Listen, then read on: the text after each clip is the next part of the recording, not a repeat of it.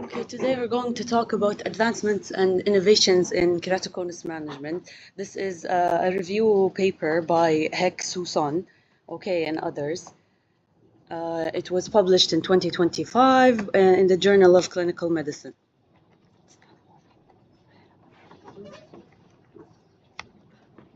Or here. Okay.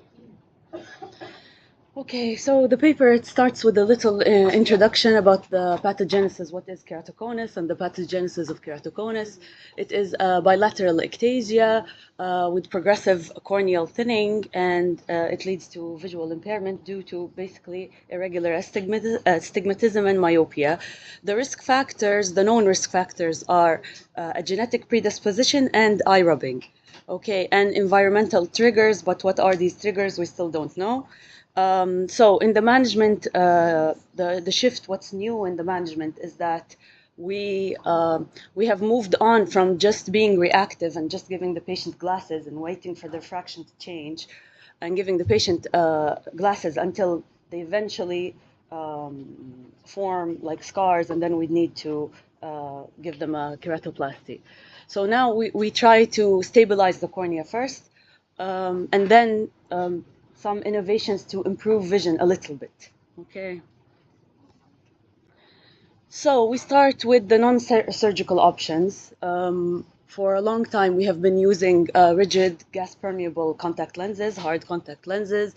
What's new is that we've moved on to scleral lenses with the bigger diameter, giving you a chance to treat people with more advanced cones, and then with more advanced customization. So rigid gas permeable would be the small ones. Okay, these are good for like mild keratoconus cones, not very advanced. Okay, and then you'd have hybrid. The newer ones would be hybrid, which are hard in the center and soft in the periphery. These improve patient tolerance, improve comfort. Okay, but at the same time, they still can't be used for very advanced cases. For very advanced cases, you need this clearer lens. The larger diameter, that's what works. Then for advanced customization, we have two methods. One of them is called PROS, which is prosthetic replacement of the ocular surface ecosystem. And the PROS, it uses imaging to create a perfectly fitted scleral lens to the patient's individualized cone. Okay, so like this, a regular scleral lens would fit over a cone like this, while a customized lens using PROS would give you this. Okay, and then you have the iPrint Pro, which I don't think will be in use for much longer. It's the same thing, but they make an ocular surface mold, and then they use some software to give us a 3D image of what this cornea is, and then make a lens based on that. I don't think this will be in use for long. Okay, and then we arrive to the revolution in keratoconus treatment, which is cross-linking. So in cross-linking, this is the gold standard treatment for keratoconus. Okay, and it works by photosynthesization using riboflavin. Okay, and then trying to stiffen the collagen fibers of the cornea using UVA light. Okay, so it is assumed that the UV and the riboflavin would give us free radicals, oxygen-free radicals, and that is what stiffens the cornea.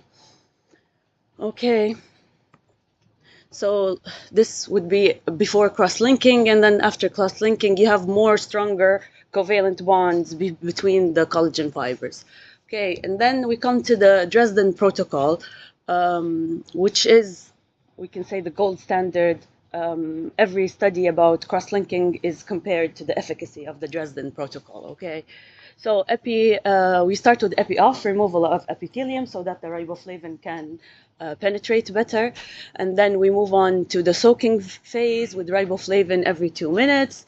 Irradiation was 3 milliwatts per centimeter squared for 30 minutes. Okay, so this has been proven time and time again to to stop the progression of keratoconus.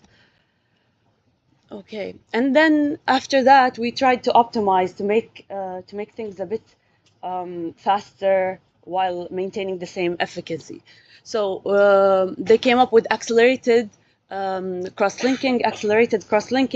They assumed that if I increase the fluence of the UV, give stronger radiation, and this can allow me to decrease the time. Okay, so most studies have proven that it is comparable to the efficacy of the Dresden protocol.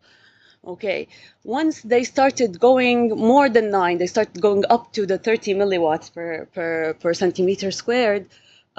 They found that the demarcation line, the stiffening wouldn't go too deep into the stroma, and you want it to go as deep as possible while at the same time protecting the endothelium. So this came with pulsed, then they came up with pulsed cross-linking. In pulsed cross-linking, you have some breaks in between the high irradiation, so that the stroma can replenish the oxygen, okay, and then you can have the oxygen-free radicals. Then they came up with something to improve the patient comfort and the healing, which was transepithelial epi-on. Okay, in epi-on, it eliminates the risks of infection, pain, and persistent epithelial defects. Okay, you can either use EDTA to help the penetration of riboflavin, or iontophoresis, which is based on the principle that you can use a current in the cornea to help the riboflavin penetrate better. So this is like a schematic to illustrate. So in standard cross-linking, you have extreme patient discomfort with the patient having a speculum in their eye for like 30 minutes, okay, at 3 milliwatts. And then we moved on to between 9 and 30 milliwatts, and this would be radiation for 3 to 10 minutes. Okay, and then when they tried transepithelial cross-linking, the riboflavin wouldn't penetrate that much. Okay, this is from a paper by, I think, Mazzotta. Okay, and this illustrates where the demarcation line based with the fluence. So with 9 milliwatts, you have a demarcation line at 300 micrometers, okay, which is pretty good. But at 30, you have less than half of the stroma. Why not? Okay. Orange. This one. Okay, so at 180, this one. Yes. Okay. At 180 micrometers with 30 milliwatts. And then what they did was they went back down to 15, and they found that the demarcation line again went down to deeper into the stroma. So I think the standard right now is 9. If you want to do accelerated, it's 9. The total dose will always be 5.4 joules per centimeter squared in all of these protocols, no matter what the time and the fluence is. Okay. Okay. So, and then we come to another challenge, okay, which is the cornea, which is too thin. Most of the time, patients show up with a cornea thinner than 400 microns, and less than 400 microns, it's not safe to go and do the standard cross-linking because for fear of endothelial damage. Okay, so we come to the modified protocols. We have the sub 400 protocol by Dr. Farhad Hafizi. Yeah. So sub 400 is a cornea less than 400 microns. Okay, so this adjusts the UV irradiation. He made a table that adjusts the UV irradiation time and how much, based on how much fluence you're going to give, based on the patient's pachymetry. Okay. So also what we can do for a too thin cornea is use hypoosmolar riboflavin. Hypoosmolar, it's like the opposite of a hypertonic saline, which we use in a corneal edema. You would have a hypotonic solution with riboflavin, and this would temporarily swell the cornea and give you some protection while you perform the cross-linking. Okay, and then you have contact lens assisted cross-linking. This is just using a contact lens that does not have a UV filter. It does not have a UV filter, and it's soaked in. It would be soaked in riboflavin. Okay. So this is the table for from Dr. Farhad for the sub 400 protocol. You can see it can go as much as 200 microns, and then you have the duration and what they found in their study, what they found the demarcation line to be at. Okay, so this is an example of one of their cases in a cornea that is about 300. Okay, 350 maybe. So now, and then we come to the newer things, which are cross-linking plus, and this is usually combining cross-linking with laser, with topo-guided PRK. The benefit of this is that the patient comes for one visit. Okay, the patient comes for one visit. They receive their cross-linking, and at the same time, you improve the surface of their cornea a little bit. Okay, so most studies report improvements in corrected distance visual acuity. So this is a patient who maybe would not be refractable to begin with. After cross-linking with PRK, they can wear glasses. Okay, but they will not be, it's not like regular refractive surgery. They will not be glasses free or contact lens free. It's just a bit of improvement. I think the best I've seen is like 4 lines of improvement. Okay, yeah. So the target, this is only suitable for mild to moderate keratoconus with sufficient stromal thickness, because at the end of the day, you are ablating, you are removing some tissue. Okay. Yeah. Okay, and then you have PTK for debridement. This is probably a hassle, and I don't think anybody does this. You can use PTK just to remove instead of using alcohol to remove the epithelium, you can use PTK and have a more uniform removal of the epithelium. Okay, so the disadvantages of topo-guided PRK is usually you are removing tissue, even if it's in small amounts in an already thin cornea. You can have the complications that happen with any corneal surgery and any laser, which is delayed healing, scarring, and the treatment can fail, both the cross-linking and both the PRK. Okay, and then we come to intrastromal interventions with rings. So we have synthetic intrastromal corneal ring segments, okay, and allogenic, which is CARES. Synthetic made of plastic, PMMA. The principle of this is just using it over the area which is steep and like to give us some flattening. Okay, it's the same principle for both. The advantage of when you use allogenic, where you use you make the rings out of donor corneal tissue. The advantage is that you have superior biocompatibility, less chances of corneal melting, less chances of extrusion, which is a major complication with the ring segments. Okay, these are pictures on anterior segment OCT with the ring with the rings in place, and that's the CARES, the allogenic graft. Okay.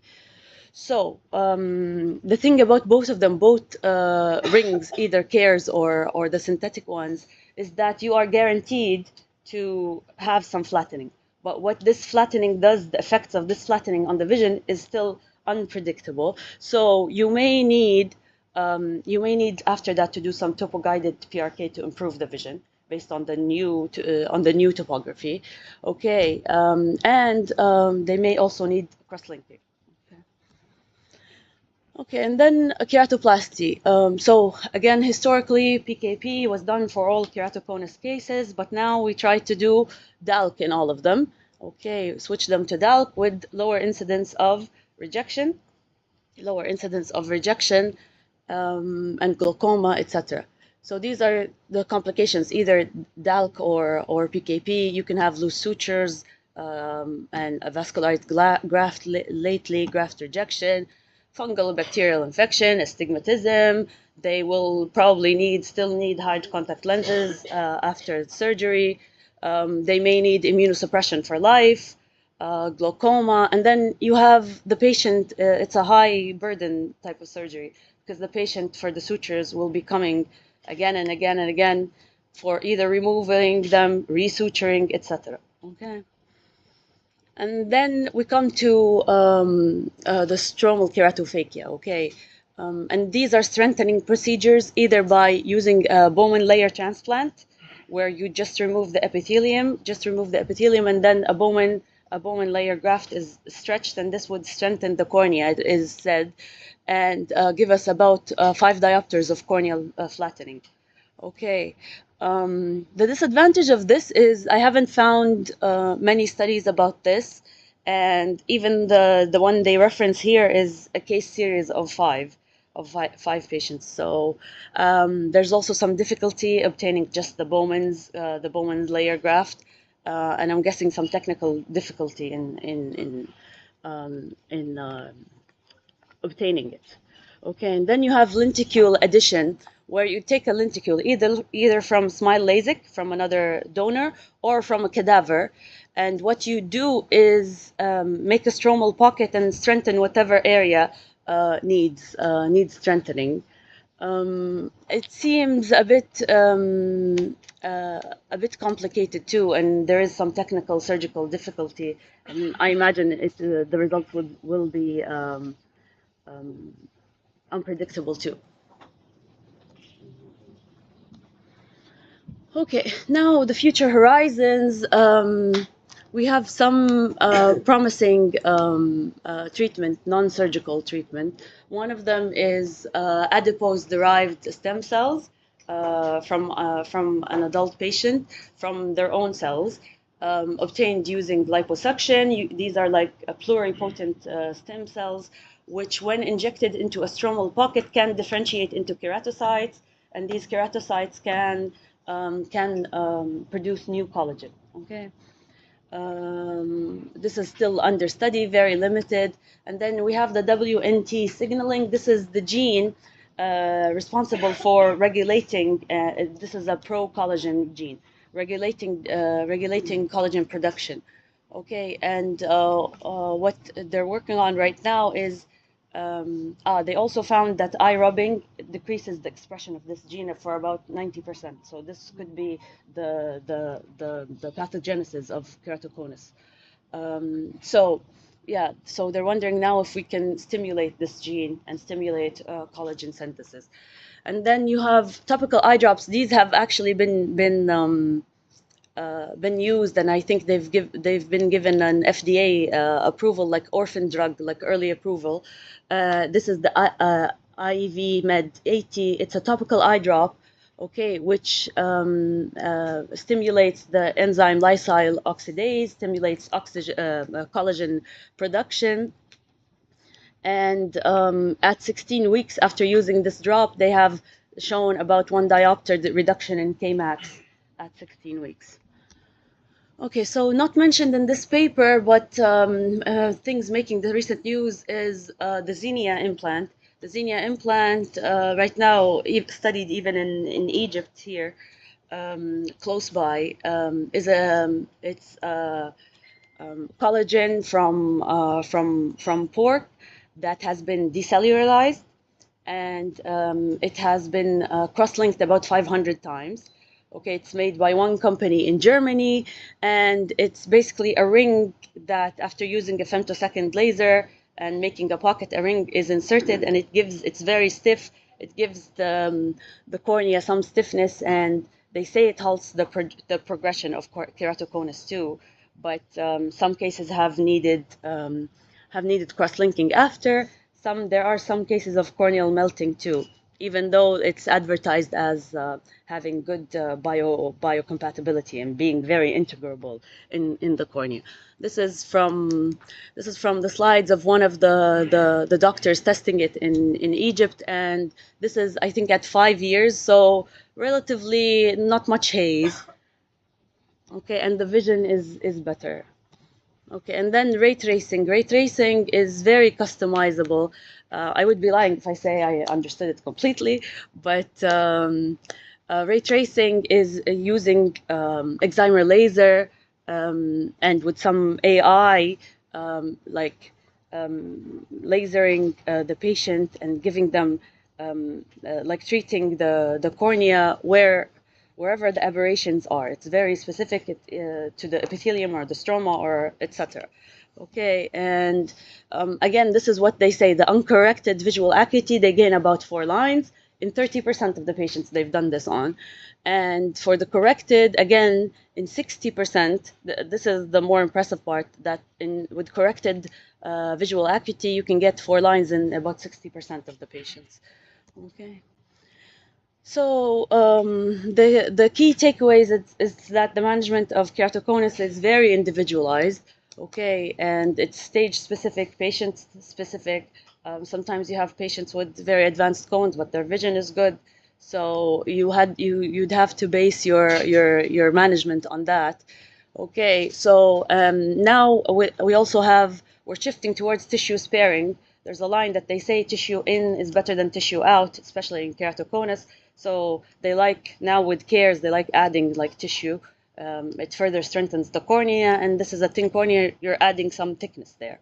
Okay, and visual rehab, it with the cross-linking plus protocols and topo-guided PRK with cross-linking, you can now improve. You go from just halting progression to improving the patient's symptoms a little bit, and then we have the drops that we talked about, which sound promising and easy and non-surgical, and probably with way less complications than the surgical options. So for the discussion is, well, what do you think is close to be used in standard care? Any of these? Any idea? Well, topo guided is already quite in use, and cares too. Cares is becoming the standard. Yeah, but they're all very expensive. Okay, thank you.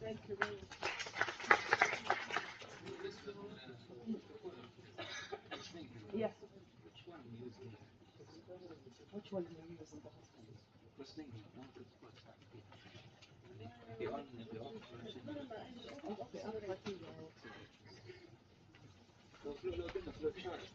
Okay,